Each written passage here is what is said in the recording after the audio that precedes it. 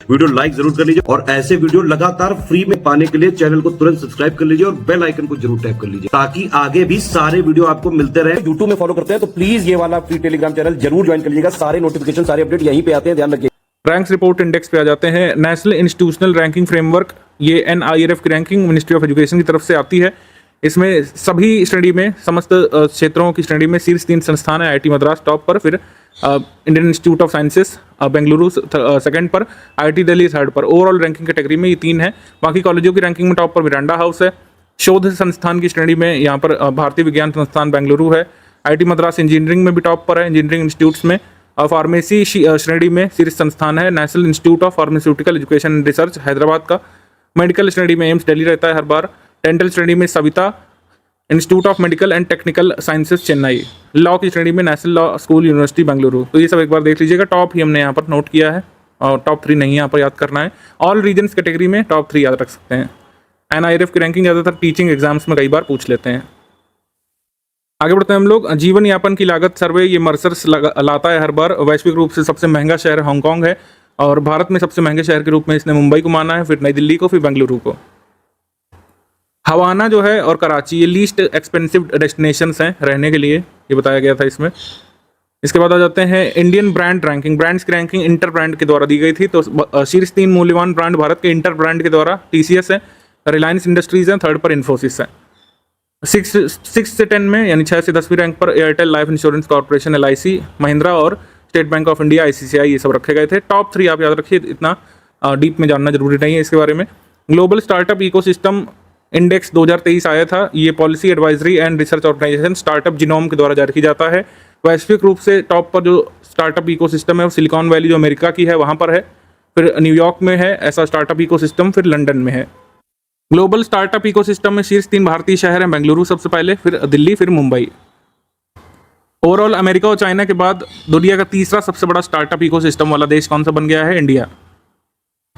Annual health index for the year of Covid के साल में एनुअल हेल्थ इंडेक्स निकाला गया, यानी कि सबसे अच्छी तरीके से हेल्थ फैसिलिटीज़ को कोविड वाले साल के दौरान किसने मेंटेन किया। तो शीर्ष राज्य यहाँ पर केरल है, फिर तमिलनाडु, फिर तेलंगाना। बड़े राज्यों में अंतिम राज्य बिहार है और छोटे राज्यों में शीर्ष 3 राज्य है त्रिपुरा, सिक्किम, गोवा। छोटे राज्यों में अंतिम स्थान पर मणिपुर है। शीर्ष केंद्र शासित प्रदेश जिसने सबसे अच्छा प्रदर्शन किया दादर नगर हवेली और दमन दीव को रखा गया है, और अंतिम है अंडमान और निकोबार द्वीप समूह। रैंकिंग इंग्लिश में भी आप नोट कर सकते हैं, ये अभी भी रेलिवेंट है, पूछा जा सकता है। इन्वेस्टर नेशन इन इंडिया नाम से report I department for promotion of industry and internal trade के द्वारा। तो इसमें ये बताया गया है कि कौन कौन से टॉप 4 इन्वेस्टिंग कंट्रीज है। भारत में सबसे ज़्यादा इन्वेस्ट कौन कौन से कंट्री करते हैं? तो सिंगापुर का सबसे ज़्यादा है, फिर मॉरिशस का, फिर US का और फिर UAE का। ये अभी का लेटेस्ट है, department of promotion of industry and internal trade के द्वारा जारी किया गया है, ministry of commerce and industries के द्वारा। भारत के पर्यावरण की स्थिति की report I centre for science and environment के द्वारा। इसमें टॉप पर इन्होंने तेलंगाना को रखा, फिर मध्य प्रदेश को, फिर दिल्ली को। FDI मार्केट्स रिपोर्ट, ये फाइनेंशियल टाइम्स लिमिटेड UK के द्वारा आई थी। इसमें बताया गया कि दुबई में FDI परियोजना के लिए शीर्ष 3 स्रोत देश कौन से हैं। तो ये दुबई के लिए तो मेरे हिसाब से कोई ज़्यादा इसमें ज़रूरी नहीं है आपके लिए जानना, इसको छोड़ भी सकते हैं आप। इसमें हालांकि ये बताया गया था कि दुबई को जो सबसे ज़्यादा FDI प्रोजेक्ट्स मिलते हैं वो उसमें तीसरे नंबर पर इंडिया है। ठीक है, ये थोड़ा सा नोट कर सकते हैं। बरगंडी प्राइवेट हुरून इंडिया 500 की सूची आई। हुरून इंडिया टॉप 500 कंपनीज की कुल मिलाकर ये सूची आई है। तो प्राइवेट कंपनीज में टॉप पर हुरून इंडिया के द्वारा रखा गया था रिलायंस को फर्स्ट पर, सेकंड पर TCS को, थर्ड पर HDFC बैंक को। 5th ग्लोबल स्लेवरी इंडेक्स आया है वॉक फ्री फाउंडेशन के द्वारा। इसमें सबसे ज़्यादा स्लेवरी कहाँ पर प्रचलित है उसके मामले में देशों को शीर्ष पर रखा गया है। सबसे ज़्यादा स्लेवरी है उत्तर कोरिया में, फिर इरिट्रिया में जो कि एक अफ्रीकन कंट्री है, फिर मॉरिटानिया में, और दास्ता जहाँ पर सबसे कम है वो स्विट्जरलैंड है, फिर नॉर्वे है, फिर जर्मनी है। ये यहाँ पे बताया गया था। इसमें एक ऑब्जर्वेशन दिया गया था कि जिन कंट्रीज में हाईएस्ट नंबर ऑफ पीपल जो स्लेवरी में रह रहे हैं उसमें China, north Korea, Pakistan, Russia, Indonesia और इंडिया भी शामिल है इसमें। Global competitiveness index international institute for management development के द्वारा आता है। भारत की रैंक इसमें 40वीं है। टॉप पर डेनमार्क है, फिर आयरलैंड है, फिर स्विट्जरलैंड है। इसके बाद है community spirit index. Community spirit index आया, यानी कि सबसे फ्रेंडली शहर कौन से हैं? टोरंटो है, फिर सिडनी है, फिर एडिनबर्ग है। सबसे कम मैत्रीपूर्ण जो शहर है घाना है, मोरक्को है। थर्ड पर मुंबई को रखा गया, 6th पर दिल्ली को। लीस्ट फ्रेंडली सिटीज़ की लिस्ट में 3rd पर मुंबई को, 6th पर दिल्ली को, ये ध्यान रखिएगा। इसके बाद आ जाते हैं annual global gender gap report, ये वर्ल्ड इकोनॉमिक फोरम की आई है। इसमें शीर्ष 3 देश हैं आइसलैंड, नॉर्वे, फिनलैंड, जहां पर जेंडर गैप कम है। जेंडर गैप जो ज़्यादा है उसमें उन कंट्रीज़ को बड़ी रैंक मिली है, यानी कि बाद की रैंक मिली है। जैसे इंडिया में जेंडर गैप ज़्यादा है, इंडिया को 127वें स्थान पर रखा गया है। 2022 में इंडिया की रैंक थी 135 ग्लोबल जेंडर गैप इंडेक्स में। आगे हम लोग बढ़ते हैं। आगे है migration and development brief, world bank group का ये माइग्रेशन डेवलपमेंट ब्रीफ आता है, यानी सबसे ज़्यादा रेमिटेंस कौन कौन से कंट्रीज प्राप्त करते हैं। तो भारत के बाहर कई सारे लोग निवास करते हैं, सबसे ज़्यादा रेमिटेंस भारत को ही मिलता है। तो इस तरीके से देखें तो रेमिटेंस प्राप्त करने के मामले में जो टॉप 5 कंट्रीज है उसमें इंडिया टॉप पर है, फिर मैक्सिको है, देन आपका चाइना है, और फिर फिलीपींस है, फिर पाकिस्तान है 5वें पर। तो इंडिया टॉप पर है रेमिटेंस प्राप्त करने के मामले में। 5th फूड सिक्योरिटी इंडेक्स आया था स्टेट्स का, ये 5th है, ध्यान रखिएगा। 4th जब आया था तो पूछा गया था उसके बारे में। बड़े राज्यों की श्रेणी में टॉप पर केरल है, फिर पंजाब है, फिर तमिलनाडु है, छोटे राज्यों में गोवा, फिर मणिपुर, फिर सिक्किम। केंद्र शासित प्रदेशों में जम्मू कश्मीर टॉप पर है, फिर दिल्ली, फिर चंडीगढ़। यूपी की रैंक इसमें क्या है ये हम आपको रिवील करेंगे उत्तर प्रदेश वाले करंट अफेयर में।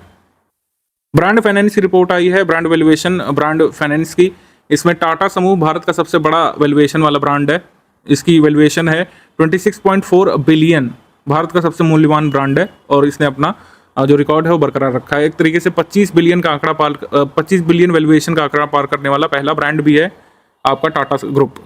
List of 100 influential companies in the world, ये टाइम मैगजीन के द्वारा आया था। इसमें दुनिया की सबसे इन्फ्लुएंशियल कंपनीज में ओपन एआई है, जिनका चैट जीपीटी है, स्पेसएक्स है, chess.com है, गूगल डीप माइंड है। इसमें भारत की जो कंपनीज शामिल है इन्फ्लुएंशियल कंपनीज में वो है NPCI, national payment corporation of India, और मीशो भी इसमें शामिल है। फर्स्ट सस्टेनेबिलिटी रिपोर्ट ये national highways authority of India ने जारी की है जून में। Sustainability report 2021-2022। World of work report ये आईलो के द्वारा जारी की जाती है, world of work. Oil report ये इंटरनेशनल एनर्जी एजेंसी के द्वारा जारी की जाती है, ऑयल रिपोर्ट, एनर्जी रिपोर्ट, ये सब। तो इनके अनुसार अमेरिका, चाइना, भारत विश्व के 3 सबसे बड़े उपभोक्ता हैं, पावर कंज्यूमर हैं, या फिर हम लोग कह सकते हैं ऑयल कंज्यूमर हैं। तो सबसे बड़े ऑयल कंज्यूमर कंट्रीज हैं यूएस, चाइना, इंडिया। इसके बाद बताया गया था कि ऑयल डिमांड जो है भारत में वो चाइना से भी अधिक निकल जाएगी 2027 तक। हालांकि इंडिया इन सब से आगे निकलना चाहता है, रिन्यूएबल एनर्जी को इस वजह से प्रमोट किया जा रहा है, इथेनॉल को प्रमोट किया जा रहा है भारत में, हाइब्रिड एनर्जी को प्रमोट किया जा रहा है।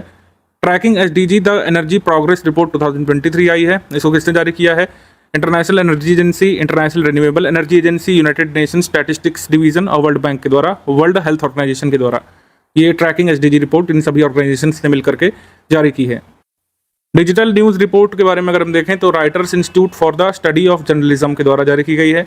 इसमें बताया गया कि डीडी इंडिया और ऑल इंडिया रेडियो सबसे ट्रस्टेड इलेक्ट्रॉनिक मीडिया ऑर्गेनाइजेशन है जिन पर ट्रस्ट किया जा सकता है, यानी कि कोई भी भड़काऊ न्यूज़, फेक न्यूज़ ये नहीं जारी करते हैं। लॉ कमीशन की जो रिपोर्ट आई है, ऋतुराज अवस्थी की अध्यक्षता में जो भारत का विधि आयोग है उन्होंने रिपोर्ट सबमिट की है। उन्होंने कहा है कि भले ही राजद्रोह कानून का दुरुपयोग किया जाता है कई बार पुलिस के द्वारा, लेकिन इसको पूरी तरीके से खत्म नहीं किया जाना चाहिए। राजद्रोह दिया है आईपीसी के 124A में, ये स्टैटिक जानकारी आपके लिए ध्यान रखना जरूरी है कि भारत में सेडिशन लॉ किसमें कोडिफाई किया गया है, इंडियन पिनल कोड 124A में।